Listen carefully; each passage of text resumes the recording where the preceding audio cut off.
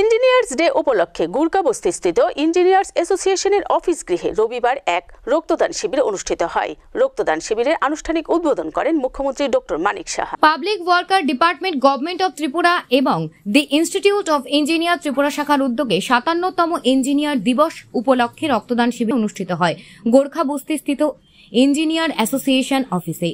উপস্থিত ছিলেন মুখ্যমন্ত্রী ডক্টর মানিক সাহা, সচিব কিরণ গিত্তে সহ অন্যান্যরা। এদিন রক্তদান শিবিরের উদ্বোধন করেন মুখ্যমন্ত্রী ডক্টর মানিক সাহা। বলেন, চিকিৎসা পরিষেবার ক্ষেত্রে রক্ত একটি অন্যতম উপাদান হিসেবে বিবেচিত হয়।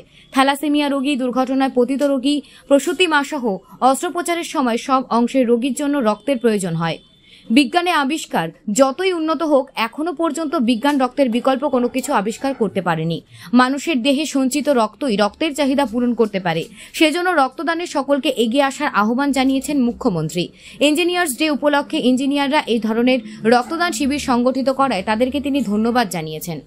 ভারতরত্ন স্যার এম বিশ্বরাজজি ওনার যে জন্মদিন, সেটাকে সামনে রেখে প্রতি বছর আজকের দিনে 15 সেপ্টেম্বরে এই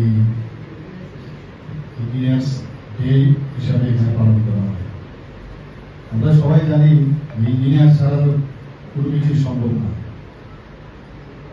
যা দেখছি আমরা এখানে আজকে ইলেকট্রিক্যাল বলুন, সিভিল বলুন বা অন্যান্য যারা আজকাল আইটি আছে, মেকানিক্যালি বলুন, সমস্ত জায়গায় এখন ইঞ্জিনিয়ারদের দ্বারাইটা ওনারা সৃষ্টি করেন সব।